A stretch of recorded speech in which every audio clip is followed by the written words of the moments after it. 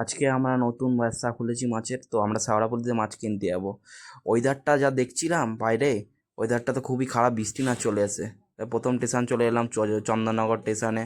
চন্দননগর স্টেশনে আসার পরে গেলাম, লোকজন চাপলো, চোখ যাওয়ার পরে চলে এসেছি আমরা শেওড়াফুলিতে। শেওড়াফুলি আসার পরেই সামনে দেখছি তারকেশ্বর যাচ্ছে। আমরাও লাস্ট সোমবার আমরাও যাব, তো প্ল্যান করেই নিয়েছি। ঠিক আছে, শেওড়াফুলিতে আসার পরে শেওড়াফুলি স্টেশনে কত ভিড় দেখতেই তো পাচ্ছে, সবাই বাজার ফাজার করছে। করার পরে আমরা এই শেওড়াফুলি স্টেশনে নামবো।